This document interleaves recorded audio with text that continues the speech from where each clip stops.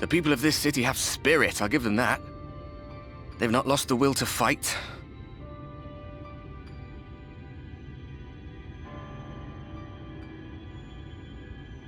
I can imagine how torn you must feel, looking at that sky, knowing what it means to everyone, and that you're responsible.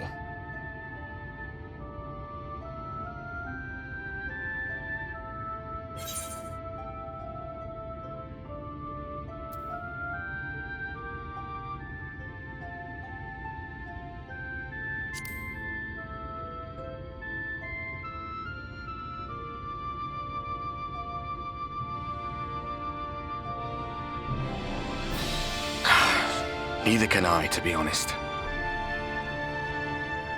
But you heard what the Ascian said. The light you shine will warp the world around you, whether you like it or not. Even Y'shtola and Reen had to concede that point.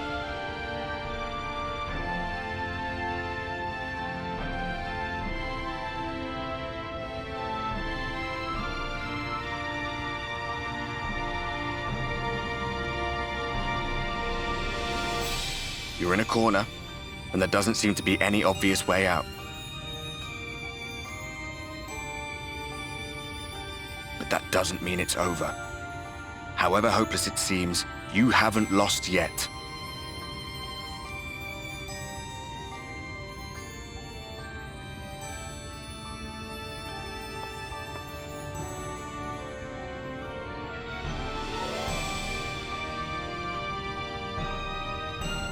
I remember looking up at the sky like this before. Being caught up in a strange kind of calm. It was after we realized we were responsible for the flood. When we resolved to journey to the source by taking our own lives.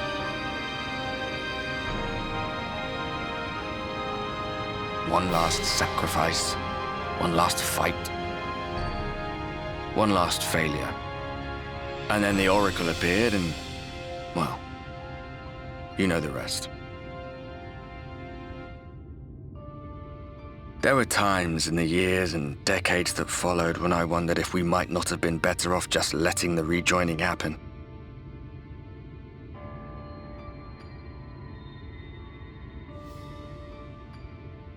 That we'd made one last mistake.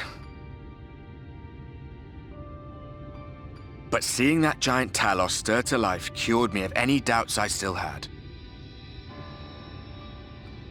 Always we took the burden of fighting upon ourselves. That's what heroes do, isn't it? So we never had the chance to see anything like that.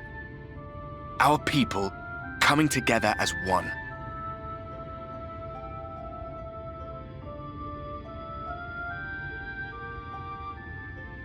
To think that their hope still burned so bright. That they were still so eager to live, they would lift up their fellows, one on top of the other, till they reached the sky. No. We made the right decision. And I can finally feel proud of the part we played in helping this world survive.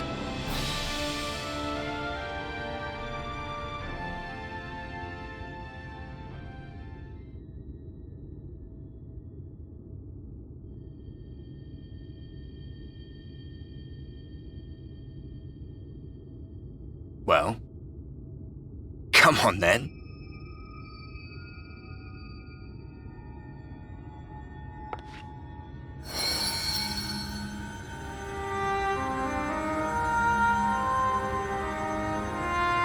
As I thought, what happened between us was no coincidence. My story may be finished, but the fates have gifted me a minor role in yours.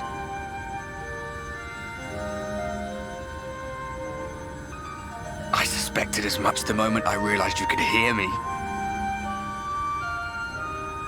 But it's hard not to doubt yourself when you're the man who caused the flood. I was afraid to do anything more than watch for fear of making things even worse.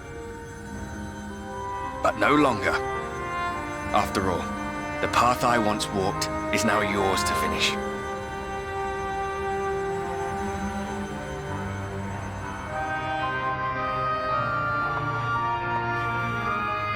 For what it's worth, I cast my lot with yours. If you need a push, I'll be right there behind you. If you lose control, I'll do my best to stop you.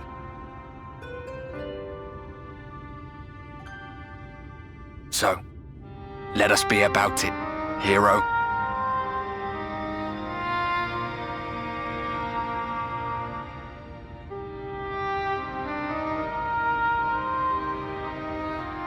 Oh, I was worried you were up here all alone, brooding and fretting and wallowing in your woes. But look at you, grinning at nothing like a pollen-drunk pixie.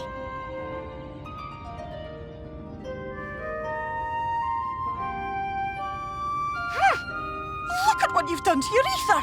It's a mess. And you have cracks running all through that pretty soul of yours. My poor little sapling. Whatever am I to do with you?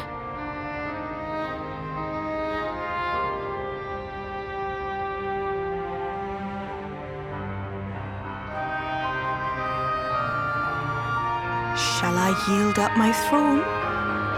You could claim it, cut ties with the mortal world, hide away in the castle.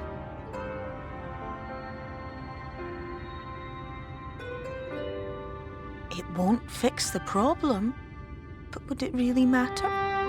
If any pesky heroes come calling with steel and magic, all of Eel Meg will rise up in your defense. My crown and scepter are yours, if you want them.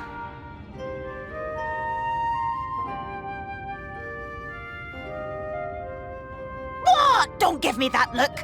Of course I knew before I asked that you'd never ever heed such a wicked suggestion.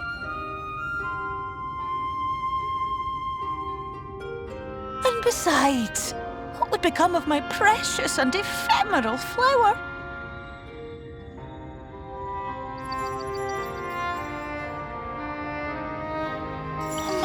Dear beloved sapling, you are lost, confused, and have precious little time to gather your wits. Your kind is always so preoccupied with what lies ahead, and so we muddle your vision with fog and glamour. But such trickery is easy to see through. Stand very, very still. Think not of where you need to go, but where you are right now at this moment, at this time, in this place.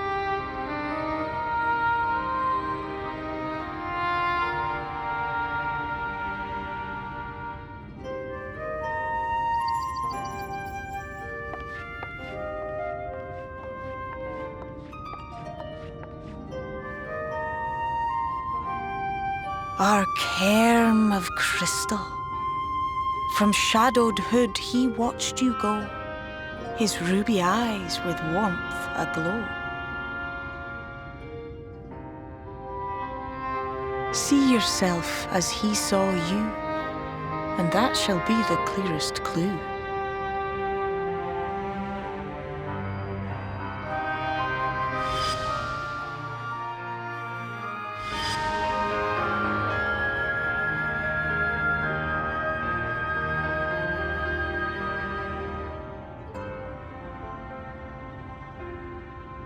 You stand in his garden, dear sapling. Ask his flowers what they know, and you will surely find an answer. But what will you do with it, I wonder? I'll be watching and waiting, waiting and watching.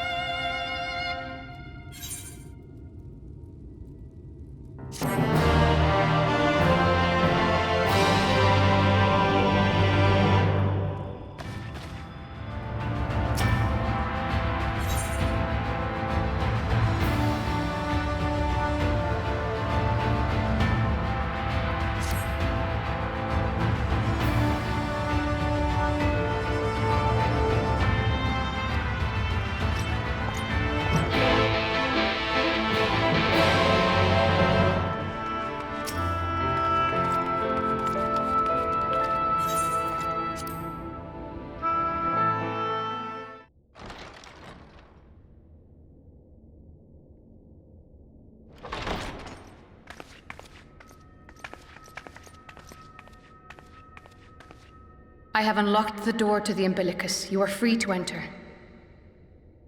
Once you have what you require, I'll see it sealed once more. Until then, I will remain without.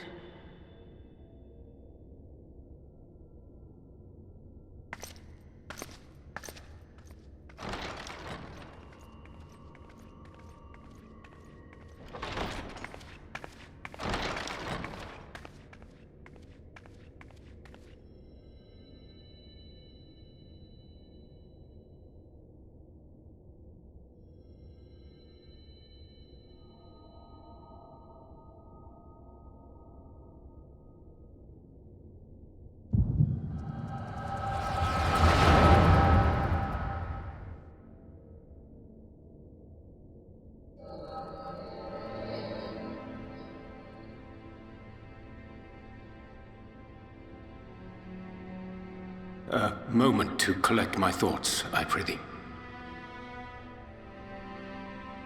Thy true name is Grahatia, then?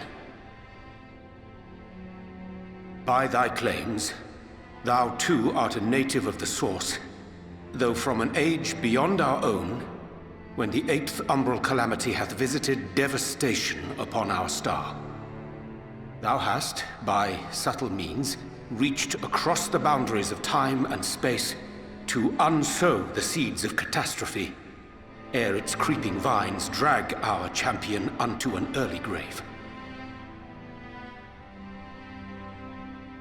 In essence, yes.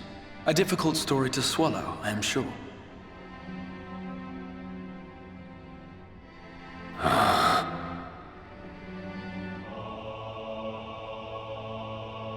I doubt not the veracity of thy words, not the account of thy coming, nor that of the fated calamity. Yet my mind straineth still to apprehend the enormity of this tale. Wouldst thou favor me with a gradual unfolding of its chapters? Certainly. But where to begin? I should start with those great minds who survived the calamity. Sid Garland being perhaps the greatest. In hopes of staying the unending tides of war, he and his fellows pursued all manner of possible solutions. One of these was rooted in a theory which unified several fundamental principles discovered over the course of the Warrior of Light's adventures. It proposed a method by which one could enter the River of Time, traverse the rift, and leap between worlds. Perfecting that idea, however, was a work which consumed their lifetimes, and thus was it left to future generations to decide whether theory would be put into practice.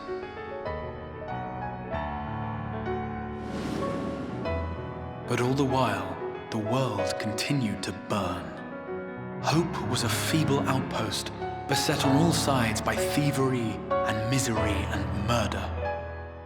People cried out in despair, "There is no hope, we are finished. Mankind is finished."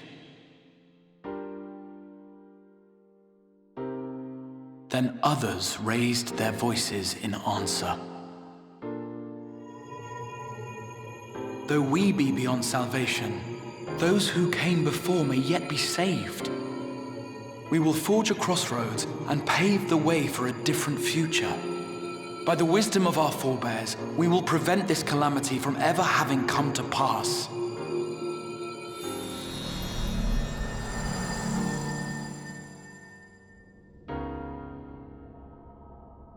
The fighting went on unabated, but some few took up Cid's research and labored to realize those impossible ideas.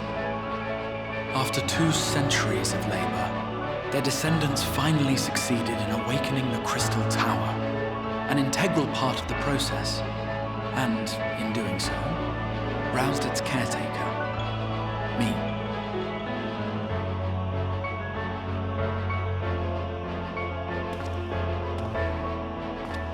By this stage, scholars had largely established the phenomena underpinning the rejoining, and identified the first as the shard which precipitated the 8th Umbral Calamity. This grand structure was already capable of storing the energies required to attempt the translocation. All that remained was to augment some few of its functions based upon the theoretical models of Cid and his compeers. And by means of such technologies didst thou effect thine arrival in the first, to an age before this star had joined with the Source.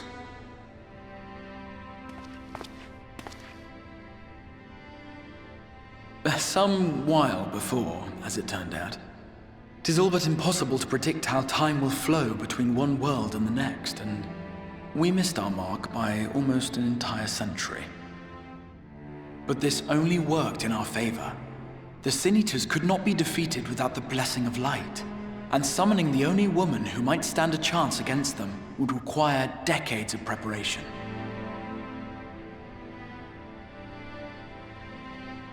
An undertaking of scarce credible endurance. That thou hast kept thy plan from falling into disarray these many years bordereth on the miraculous. Yet howsoever history be rewritten, thy present self was shaped by events which followed the calamity. Should said catastrophe be averted, the very skein of thine existence will unravel. Surely thou hast foreseen this. I am aware of the consequences. 'Tis for that very reason Cid and his colleagues bequeathed their legacy as an offering, and not an edict. To give all of oneself for the happiness of others, and with no promise of reward, 'tis a hard thing to ask. Harder still for those condemned to survive in a world which pitted brother against brother. Indeed, you are right to call the execution of this plan miraculous, though the force which held it together was nothing so inexplicable. It was her. The warrior of light has been our unbroken thread.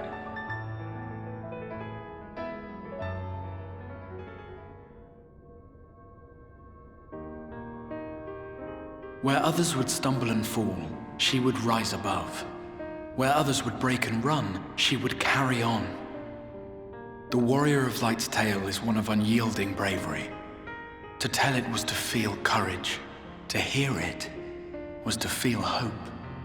It was a breath of inspiration in an age of suffocating shadow. In the histories of a fallen nation was our hero hailed as its greatest ally.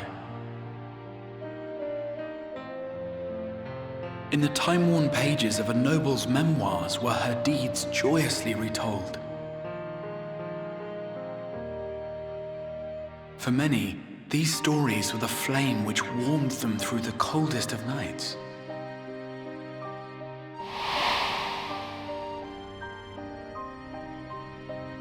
And so it should come as little surprise that the plan found no shortage of volunteers, concerning as it did the Warrior of Light herself. It was their chance to add their own verse to the hero's saga. She was the lodestar that brought them all together, to send their final message back through time and space to her.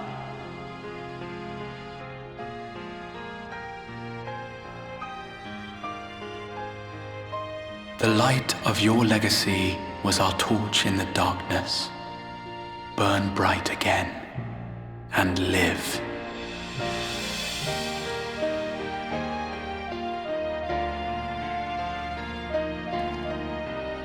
I am merely the bearer of that wish, come to ensure it is safely delivered.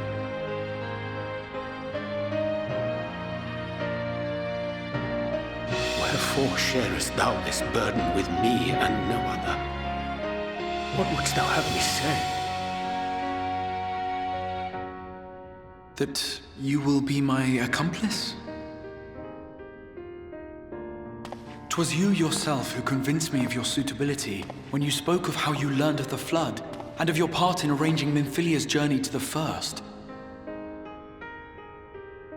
Your actions showed uncommon resolve. 'Twas clear you were committed to the cause of saving this world. I knew I could trust you to choose the right path forward, even if that choice came with a heavy price.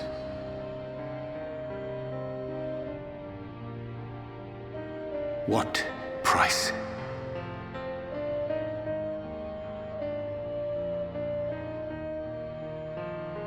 When all is said and done, and the last of the Light Wardens lies slain, I will absorb their corrupted ether, and then I will die. Knowing what I know of your companions, not to mention your champion, they will try to stop me. But in saving one, they would save none. Therefore, I implore you to aid me in concealing my identity and ensuring this tale ends as it must. To this end, I would have you take what I have told you of the Calamity and make of it a portent, a prophetic vision you beheld in the swirling chaos of the Rift.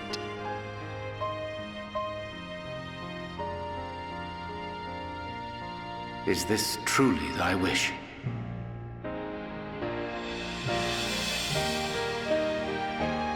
History remembered the Warrior of Light, as I knew it would, and I will suffer no other to rescue the champion whose star has charted my course.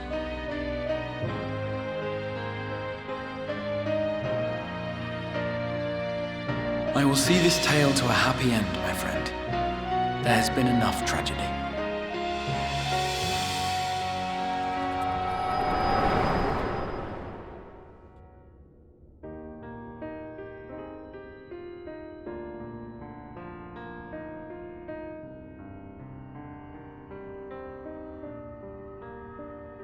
Careful now. If you lose control again, the Light could claim you for good. Although it's probably only a matter of time before you succumb to the change in any case.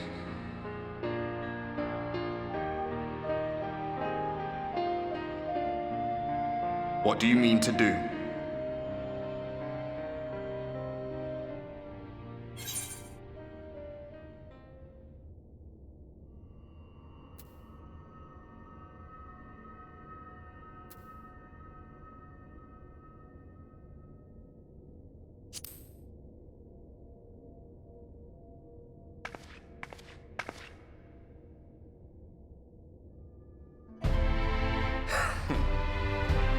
We should be on our way.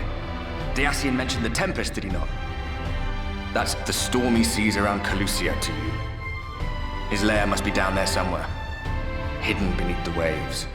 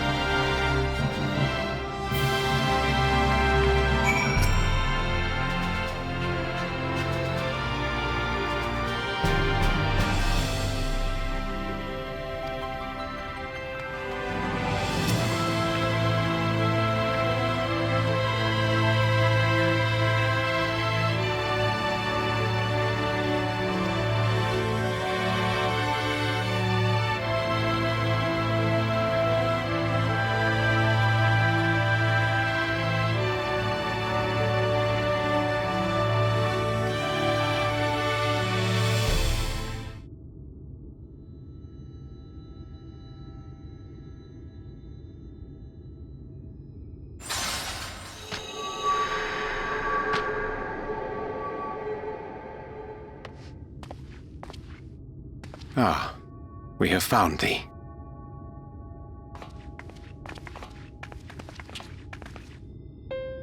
Word reached us of thy recovery, and thus did we gather with all haste.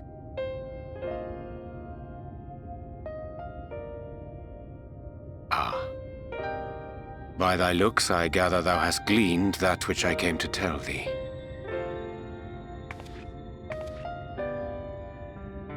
Urianger has shared everything with us. The Exarch's true identity and purpose.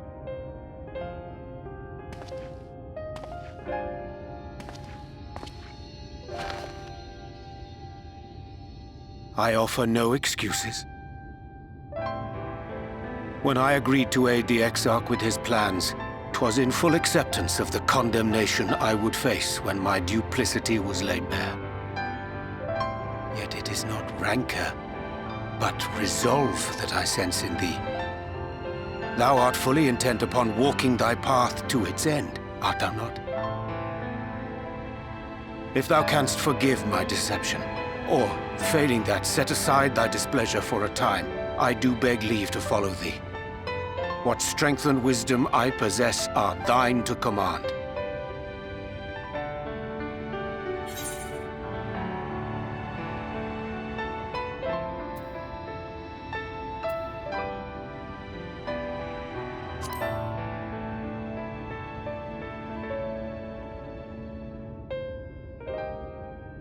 Pray believe me when I say that I took no pleasure in deceiving thee. Indeed, I curse the circumstances which compelled me to do so. But no further secrets lie between us, I swear it.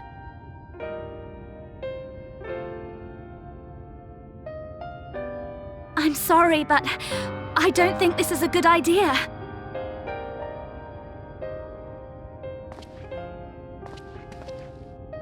Leaving the Crystarium, I mean, with or without Urianger. What I did for you won't last forever. There's no telling when the light will break free again. Please, you must stay here, at least for a little while longer. We will find a way to cure this, I promise you. How can you make promises? We don't even know where to start. Alisaie, please. You know Rean was only trying to help. Of course I know! I know only too well! But making promises you have no way of keeping is not a kindness. It's a lie. Plain and simple. We've all searched high and low for an answer, and every one of us came back empty-handed. I am not about to stand in her way now. Not after failing her in her hour of need. No, the least we can do is...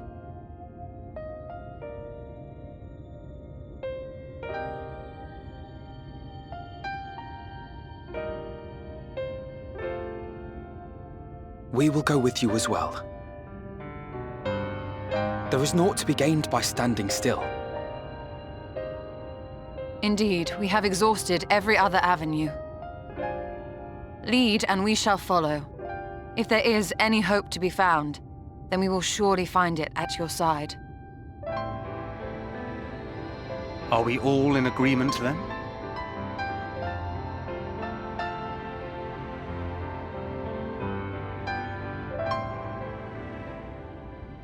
Is there aught we can do to help?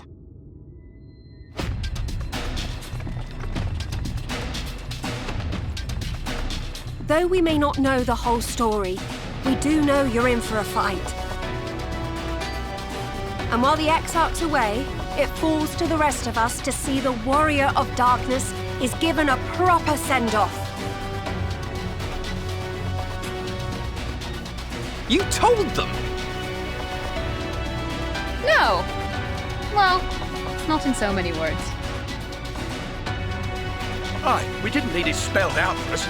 When the night sky appeared over whichever place you went to, it was harder not to put two and two together. From the moment I heard that you and the Exarch shared the homeland, I had my suspicions. Long had he been waiting for a certain someone to arrive. and I knew at once that it must be you. Exactly. When he went up to meet you, 'twas clear it was no ordinary visitor. That spring in his step spoke volumes. I could feel his excitement. Eat him! That's right!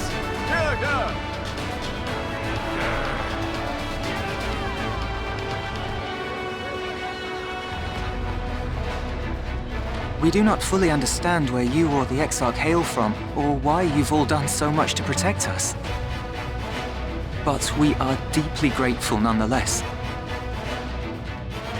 So, if there is anything at all we might do to aid your journey, you need only name it. What would you have of us?